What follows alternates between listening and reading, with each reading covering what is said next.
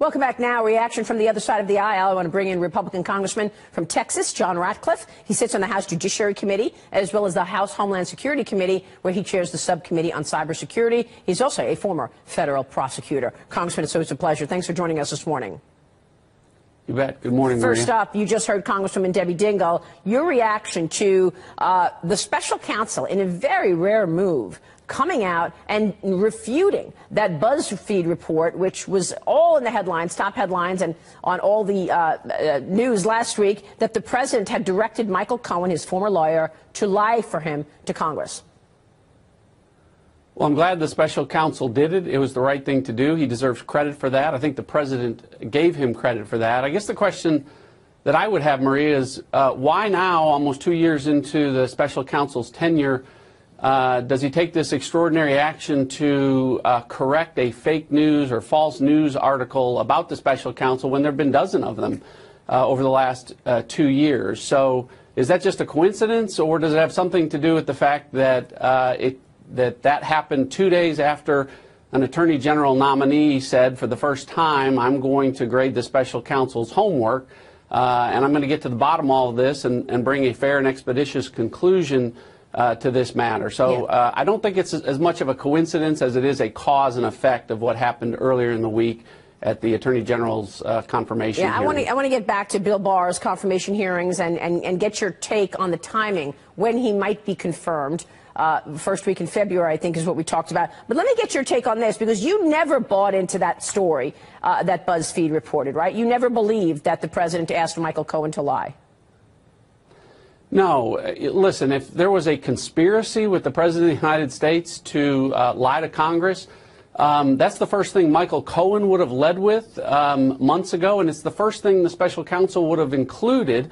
Michael Cohen wouldn't have pled to lying to Congress. He would have led to a conspiracy to lie to Congress that involved the president. So I never for a second thought there was anything to that BuzzFeed story, and I'm glad the special counsel corrected the record. So the fact that is now we're learning him say, oh, I was directed by the president, after he's already been sentenced. He's going to go to jail for lying to Congress. Okay, let me move on, because we did also get some revelations from Bruce Ohr's closed-door interview with you and your colleagues, transcribed interview with congressional investigators. And I want to talk about that because it really does put a spotlight on something, whereas the people on the left and your detractors in terms of saying this is nonsense, Jim Comey continues to call all of this nonsense. You just we had Jim Himes on last week, one of your colleagues in the Intel Committee, and I talked about FISA abuse with the Democratic congressman. Listen to what he said.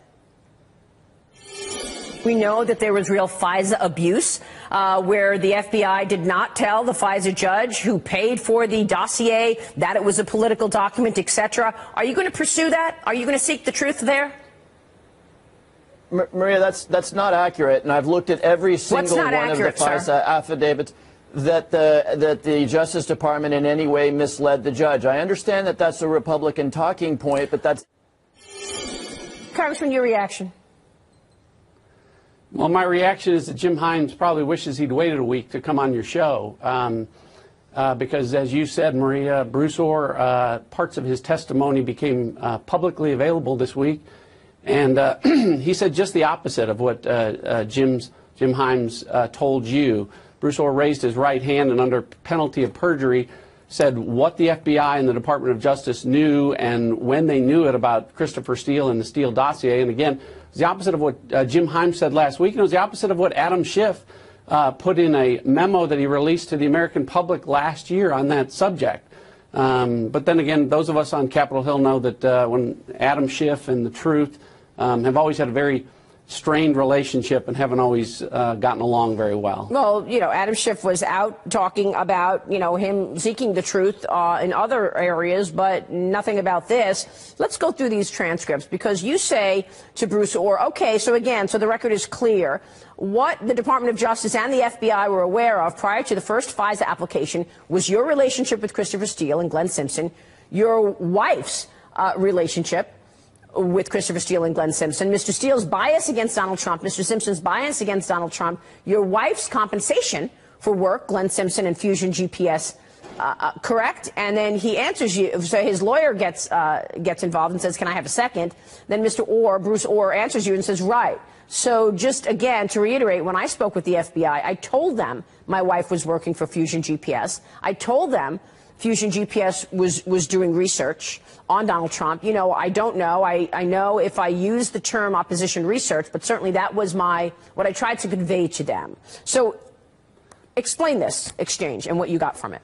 Well, remember, Bruce Orr is the #4 person at the Department of Justice at the time. And why this is important, Maria, is, you know, what we've been hearing from Jim Himes and from Adam Schiff and, frankly, from the FBI and the Department of Justice was that the FBI and the Department of Justice really didn't know much about the Steele dossier until much, much later in the fall of 2016.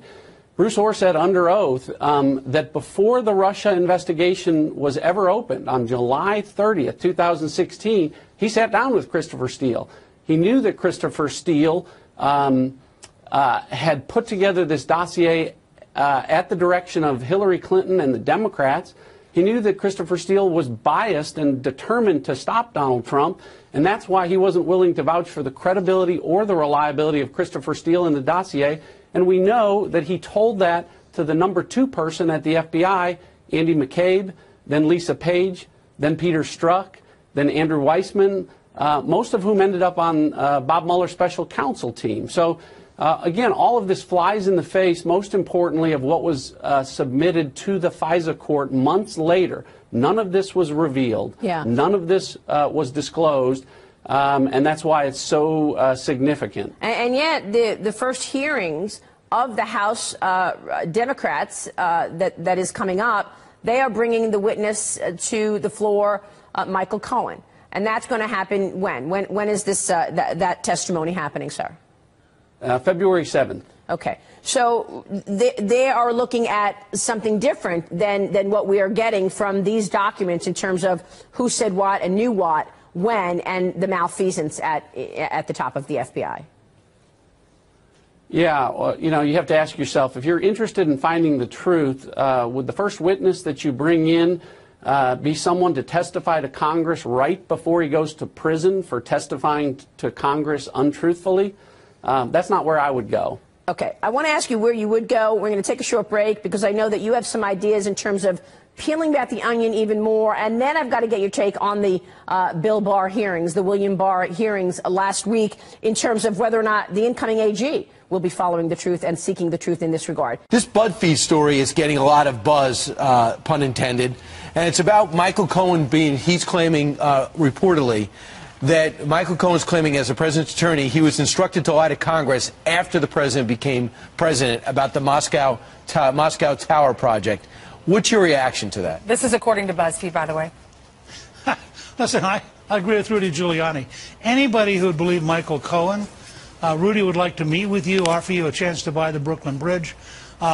This is an absurdity. Look, the news media will take any possible negative about Trump and maximize it, whether it's true or not, because it fits their bias and the degree to which they dislike Trump. But this is an absurdity. I mean, can you imagine any president of the United States being dumb enough to say to somebody, I'd like you to go over now and lie to Congress? It's crazy, and only the modern liberal media would even give it any credit. Well, we'll find out what the law enforcement officials say. They say have 2 former law enforcement officials that can verify. They say there are text messages and emails. That would change it if that was true, right? Well, text messages from who? Right. And who are these law enforcement people? Is it from Trump, or is it Cohen being wildly delusional? And when you look, this is from BuzzFeed. BuzzFeed, you know, let's hop in the Wayback Machine. BuzzFeed is who actually published the unverified dossier in its entirety, I believe. Sure, but that's what BuzzFeed does. I mean, BuzzFeed is the equivalent of those tabloids you buy at the grocery store on the way out that introduce you to Martians and tell you the story of 3 stars who had anguished lives that you never knew about. But I mean, to take BuzzFeed seriously, I got to read about that. I mean, to take BuzzFeed seriously is a sign of how desperate we are for news. So you're not denying that, or you don't doubt that Michael Cohen said this to these investigators, but whether or not it's true is what you're doubting, right? Michael Cohen was interviewed for 70 hours. I mean, in 70 hours' time, he could have said anything. because he was trying to please the investigators. Right. You know, he was desperately trying to avoid jail. So I think he would have said, if you told him the sky is orange and the earth is purple, he'd have said, yes, sir, that's exactly right. I've always thought that myself. If there is paperwork to back up what he says and other sources to back up what he says, what is the degree of trouble the president would be in? Look what you just did. You now have me out talking about a hypothetical of whether or not the president might be in trouble if a nutcake who's routinely lying might have, in fact, what kind of paperwork? Paperwork from Trump or paperwork from Cohen?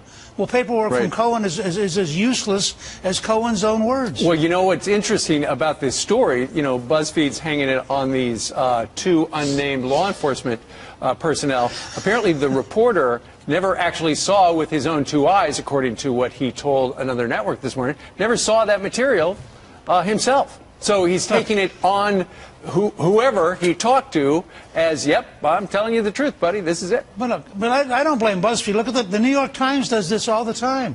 The New York Times had a story last week about Trump was a Russian agent, is the huge headline. When you get to paragraph 9, they say, you know, there's actually no factual evidence of any kind that this is true. But they managed to get a big headline and a long story, all of it from unnamed FBI sources. So if the New York Times can take trivia and trash and turn it into a page-one story, why can't BuzzFeed? So I mean, BuzzFeed's just in the great tradition of the New York Times. Oh, I don't think the FBI would ever do that. Well, hey, Newt, in particular, yesterday was one of the great political jiu-jitsu moves I've ever seen, where the president 2 days ago was caught by surprise, perhaps, and went silent when he was basically disinvited to give the State of the Union address. The president didn't respond. When he got word, according to the White House, that they were about to take off on a military aircraft to go to what they thought was Egypt, Brussels, and then Afghanistan, he immediately turned the bus around and stopped the plane and said, come back and negotiate. What do you first characterize where this fits in the history of this country? Well, look, we have never seen the level of hostility between the Speaker of the House and a president that we have with Nancy Pelosi and President Trump. I mean, Nancy Pelosi has gone out of her way to prove that she is his mortal enemy, that if she can destroy his presidency, she will, that she will not. When he said to you the other day, if I give you everything you want, would you at least agree over the next 30 days that we could solve the wall on the southern border? And she said no. So she's saying, you can give me everything I want, I'm still not giving you anything. Now, then she decides on her own, and by the way, I dare her to put this up to a vote of the House because I think her own party will repudiate her, but she decides she's going to postpone the State of the Union, which she thinks shows she's tough. So the president comes back and says, you want tough? I'll give you tough. You're not going to go, you're not flying a military airplane. Right. Now, I also think he had a good point. Why is she leaving the U.S. for 7 days while federal employees are not being paid? Why is she not sitting in Washington getting her job done, finding a compromise? And I thought from the president's side, it was a home run for him to do the way he did, and send her the note that said, of course you can go commercial, but frankly, you ought to stay here and negotiate. Right. Do you think he was doing that out of retaliation, or do you think that he canceled, you know, his trip to Davos, or his administration's trip to Davos, he canceled? Oh, come on. So is it retaliation, or is it a little bit of both? I've written 2 books about Trump, and I've known him a long time and watched him carefully. I don't know anybody who is more predictable at counterpunching. You hit Donald Trump, he picks up a large log, slams you across the head, and says, see, you made me irritated. And I think she punched him, and he was looking for an opportunity to punch her back. And I think, from everything, in fact, I was watching your show earlier today where you had a woman on who was saying, I was so proud of him for canceling her plane. Right. I mean, she handed him a huge softball and said, please knock it out of the park. Newt, when you were Speaker, would you have ever suggested to Bill Clinton, hey, don't do that, let's postpone the State of the Union because this just isn't going right, the government shut down, can't protect you? Look, even in the worst periods, which included, obviously, the whole impeachment process, he and I could always talk. I mean, partly, I think, we're both sort of graduate students. You know, we like policy, we like ideas, we babble, we babbled with each other. So even when we were fighting, we were talking. Nancy Pelosi is not like that. Nancy Pelosi is a very tough machine politician. She has no interest in having a friendly conversation with Donald Trump. And Trump's a guy he's very happy to talk to you. You want to pick a fight with him? I mean, I guarantee you he's going to spend part of every day from here on out finding a way to cause her pain. She's an operator. She's not a deep thinker. Well, but she's a very people shouldn't underestimate her. She is a very effective, very tough operator, and the president is going to have to break her power in order to win. Let's see what happens. We're in a standoff. Newt Gingrich, thank you so much. Have a good weekend. Take care.